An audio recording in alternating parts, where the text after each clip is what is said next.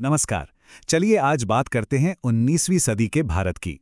ये एक ऐसा दौर था जब देश एक बहुत ही गहरे मंथन से गुजर रहा था।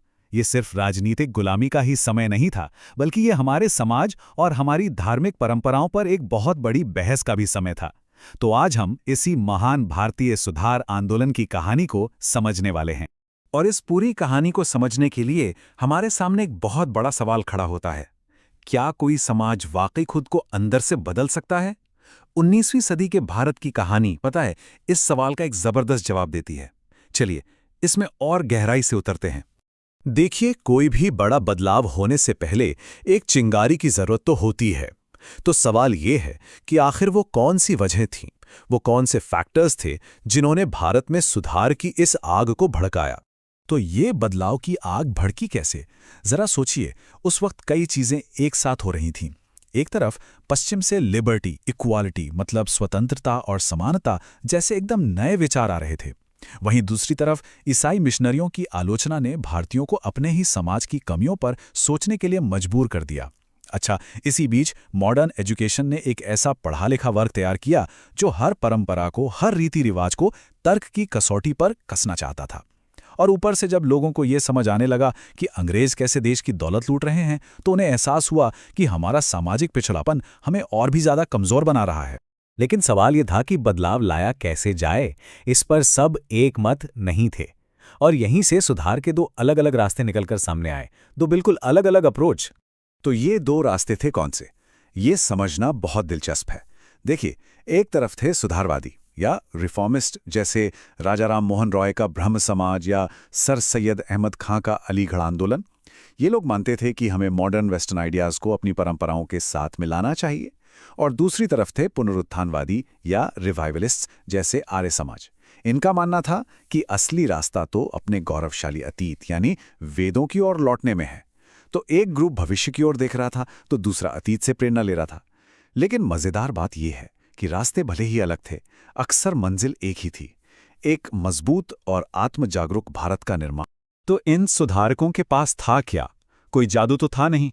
उन्होंने बदलाव लाने के लिए 4 बहुत ही शक्तिशाली औजारों का एक टूलकिट इस्तेमाल किया। चलिए एक एक करके इन औजारों को समझते हैं। पहला और शायद सबसे शक्तिशाली औजार था धर्म ग्रंथों की, जो हमारी पवित्र किताबें थी, उनकी फिर से व्याख्या करना।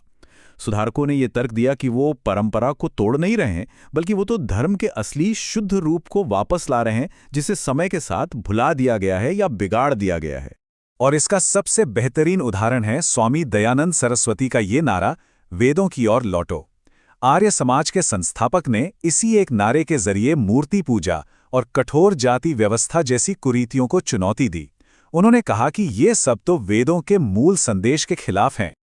ये चार्ट देखिए, ये बहुत शानदार ढंग से दिखाता है कि कैसे एक विचार समय के साथ विकसित होता है। राजा राममोहन राय ने सती प्रथा और मूर्ति पूजा के खिलाफ ब्रह्म समाज की नींव रखी। उनके बाद देवेंद्रनाथ टैगोर ने इसे संभाला। लेकिन जब केशव चंद्र सेन जैसे नए नेता आए, तो विचारों में मतभेद गहरे हो गए। सेन चाहते थे कि ब्रह्म समाज को हिंदू धर्म से निकालकर एक यूनिवर्सल धर्म बनाया जाए, जबकि टैगोर इसे हिंदू जड़ों से ही जोड़े रखना चाहते थे। और इसी वैचारिक टकराव की वजह से समाज कई शाखाओं में बंट गया। ये दिखाता है कि सुधार का रास्ता कभी भी सीधा और आसान नहीं होता। सुधारकों का दूसरा औजार था कानून। उन्होंने महसूस किया कि कुछ सामाजिक बुराइयों को खत्म करने के लिए औपनिवेशिक सरकार पर दबाव बनाना और कानून बनवाना बहुत जरूरी था, ताकि बदलाव को एक इंस्टीट्यूशनल, एक संस्थागत रूप दिया जा सके। और वो इसमें सफल भी हुए। ये टाइमलाइन उनकी कुछ बड़ी जीतों को दिखाती है। 1829 में राजा राम मोहन राय के अथक प्रयासों से सती प्रथा पर रोक लग गई। 1856 में ईश्वर चंद्र विद्यासागर ने विधवा पुनर्विवाह को कानूनी मान्यता दिलवाई। और फिर 1891 में एज ऑफ कंसेंट एक्ट आया। ये कानून सिर्फ कागज के टुकड़े नहीं थे, ये समाज की सोच में एक बहुत बड़े बदलाव का प्रतीक थे। तीसरा औजार था खुद एक मिसाल कायम करना। देखिए, बातें करना आसान है, लेकिन इन सुधारकों ने अपने कामों से समाज को चुनौती दी और ये दिखाया कि बदलाव मुमकिन है। सोचिए जरा, उन्होंने सार्वजनिक रूप से विधवाओं का पुनर्विवाह करवाया। यंग बंगाल आंदोलन ने तो खुली बहसों में रूढ़िवादी विचारों को जोरदार चुनौती दी। 1849 में बेथ्यून स्कूल जैसे संस्थानों ने लड़कियों की शिक्षा के दरवाजे खोल दिए। और डी.के. कर्वे जैसे सुधारकों ने तो खुद एक विधवा से शादी करके एक इतना शक्तिशाली उदाहरण पेश किया, ये साबित करते हुए कि वो जो उपदेश देते हैं उस पर अमल भी करते। और चौथा औजार था संस्थाओं का निर्माण करना। सुधारकों ने यह बात समझ ली थी कि अगर स्थायी बदलाव लाना है तो जमीनी स्तर पर काम करने वाली संस्थाएं बनाना बहुत जरूरी है, जो उनके बाद भी उनके काम को आगे बढ़ा सकें। और इसी सोच के साथ रामकृष्ण मिशन ने नर सेवा नारायण सेवा के सिद्धांत पर काम किया। सर्वेंट्स ऑफ इंडिया सोसाइटी ने डेडिकेटेड सोशल वर्कर्स तैयार किए और पंडिता रमाबाई के शारदा सदन ने तो विधवाओं को एक नई जिंदगी और सम्मान दिया। इन संस्थाओं ने सुधार के विचारों को हजारों लोगों के लिए एक ठोस हकीकत में बदल दिया।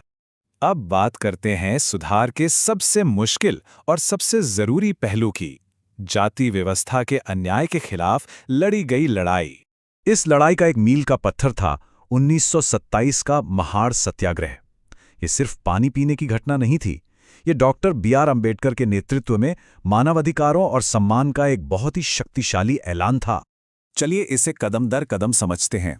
पहला, हालात ये थे कि दलितों को चावदार तालाब से पानी लेने की मनाही थी।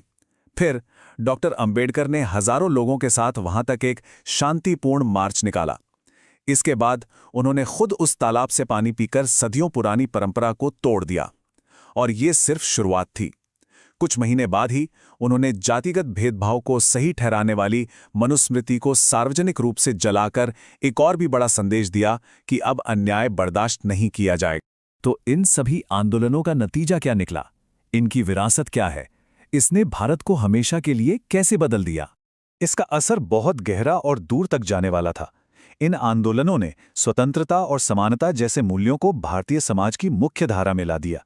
इन्होंने महिलाओं के अधिकारों और शिक्षा की पुरजोर वकालत की, जाति व्यवस्था की जड़ों पर प्रहार किया और सबसे जरूरी बात, इन्होंने एक ऐसी राष्ट्रीय चेतना पैदा की जिसने आगे चलकर भारत के स्वतंत्रता संग्राम को ऊर्जा दी। असल में कहें तो ये आधुनिक भारत की नींव के पत्थर थे।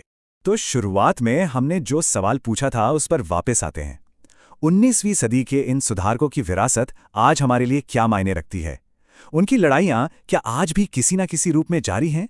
ये एक ऐसा सवाल है जिस पर हम सभी को सोचना चाहिए।